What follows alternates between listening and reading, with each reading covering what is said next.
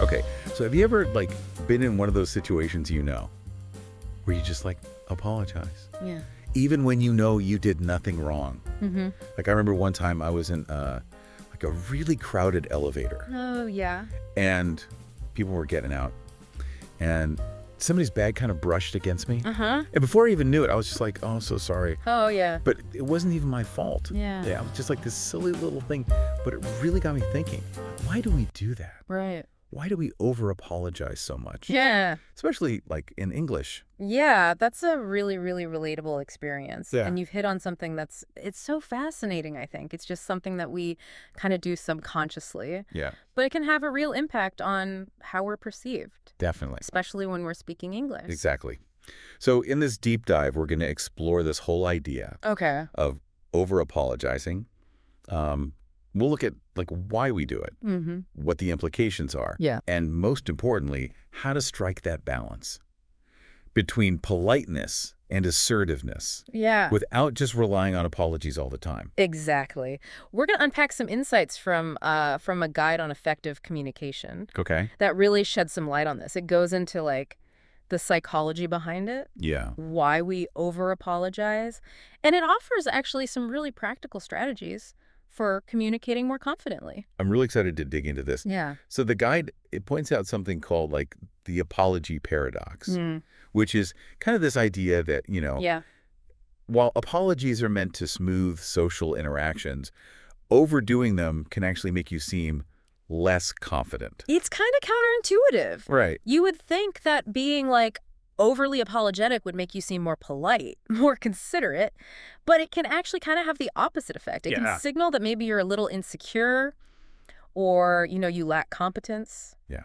Especially in, like, a professional setting, right? Oh, absolutely. Yeah. In a professional context, you really want to project confidence and competence. And over-apologizing can really undermine that, make you seem hesitant, unsure of yourself, Right. which is not what you want. No.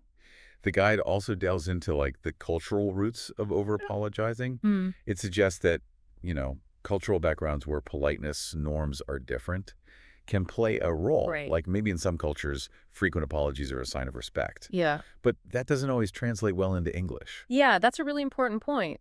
What's considered polite in one culture might be perceived as weak Right. or submissive in another. So understanding those nuances is super important for communicating effectively in English. So how do we know when an apology is actually, like, necessary? Yeah. The guide makes a really important distinction.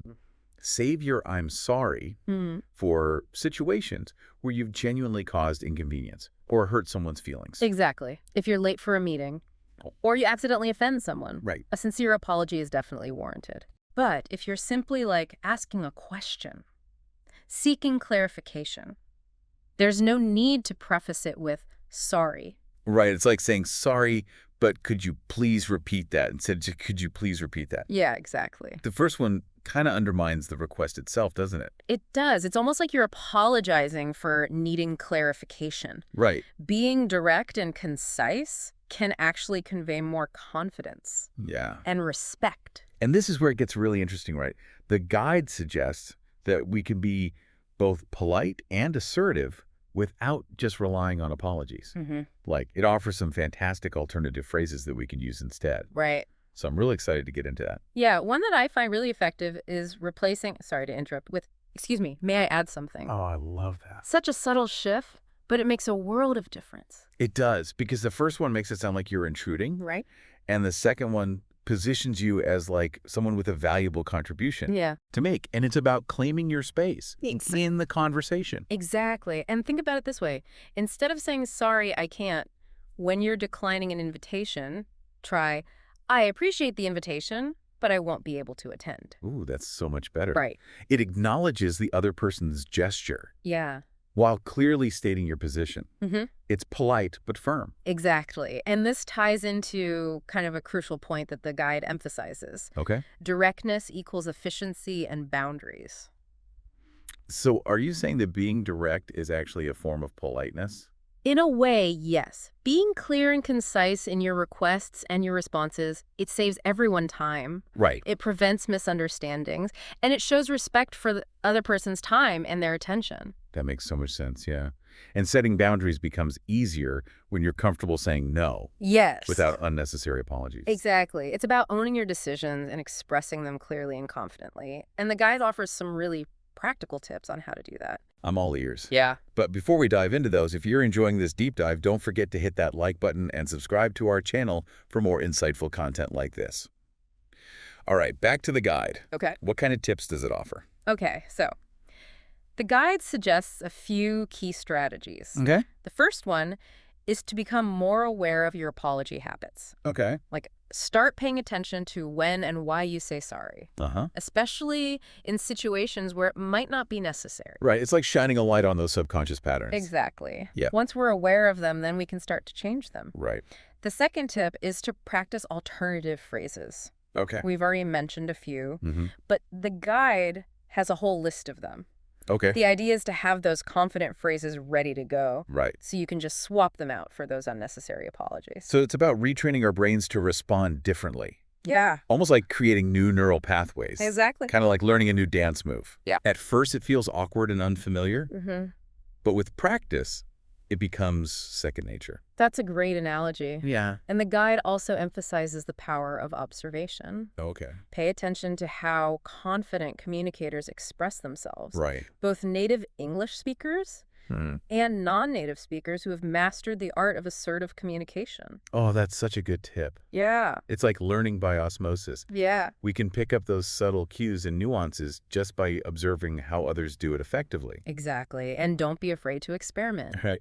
Try out different phrases and see what feels comfortable and natural for you. Yeah. There's no one-size-fits-all approach here. It's Uh-huh. about finding your own voice and expressing yourself authentically.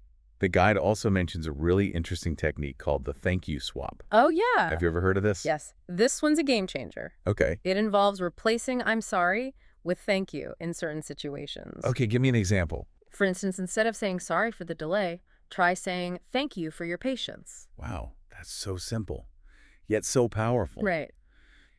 It shifts the focus from apologizing for a mistake Uh-huh. to expressing gratitude for the other person's understanding. Precisely. Yeah. It subtly changes the entire dynamic of the interaction. Right. Instead of feeling like you're in a position of weakness, you're acknowledging the other person's generosity Mm-hmm. and expressing appreciation. Yeah. It's a much more confident and empowering stance. It's like reframing the situation, turning a negative into a positive. Yeah. It's not about denying any inconvenience caused, but it's about approaching it from a place of gratitude and respect. Absolutely. And the guide suggests that this simple shift in language can have a profound impact on your confidence levels. Wow. It's like you're rewiring your brain to focus on the positive rather than dwelling on the negative. I love that. Yeah. It's almost like a cognitive behavioral therapy technique, right? Exactly. Challenging those negative self-talk patterns and replacing them with more positive ones. Exactly. And the beautiful thing is that it can be applied to so many situations. Oh, yeah. Instead of sorry to bother you, try thank you for your time. Right. Instead of sorry I missed your call, try thank you for reaching out. Okay. I'm definitely going to start incorporating this into my daily conversations. I think you should. Yeah. It's such a simple yet effective way to shift your mindset and project more confidence. It's amazing how such small tweaks in language Yeah. can have such a significant impact on our communication style Yeah. and how we perceive ourselves. It's true. This has been so eye-opening. Yeah.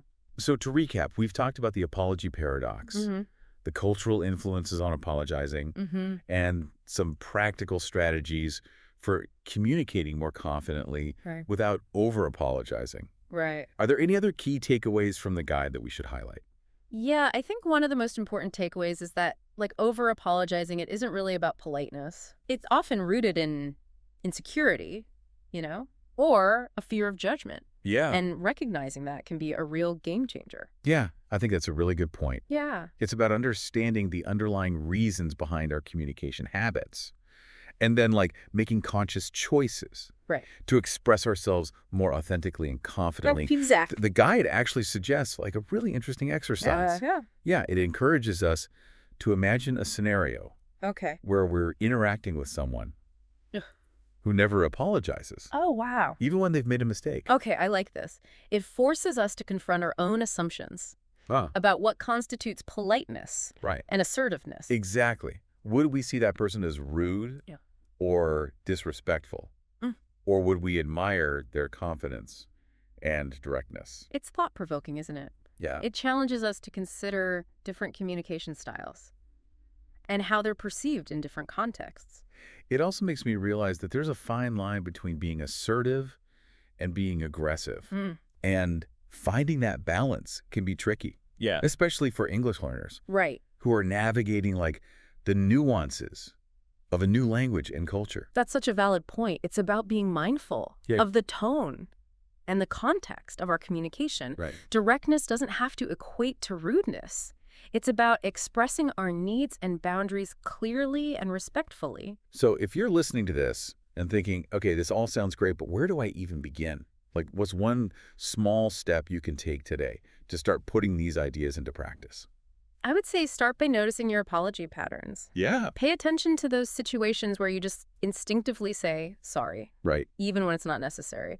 Once you're aware of those habits, you can start experimenting with alternative phrases and just see what feels right for you. And remember, it's a process. Mm, Don't expect to transform your communication style overnight. right. Be patient with yourself. Yeah. And celebrate those small victories along the way. Absolutely. Every time you successfully replace an unnecessary apology with a more confident phrase, you're rewiring your brain Yeah. and strengthening your communication muscles. And who knows, maybe by reducing those unnecessary apologies, we can all create a more direct, authentic, and ultimately more confident way of communicating with each other. Wouldn't that be fantastic? A world where I'm sorry is reserved for those moments when it truly matters, Yeah. and where we all feel empowered to express ourselves with clarity, confidence, and respect. That's a world I would love to be a part of. And I have a feeling that with a little awareness and effort, we can all help make it happen. I agree. So to our amazing listeners, thank you for joining us on this deep dive into the art of saying sorry a little less. We hope you found it insightful and empowering. And as always, we'd love to hear your thoughts. Share your experiences and insights on our social media channels. Until next time, keep diving deep and keep expressing yourselves with confidence.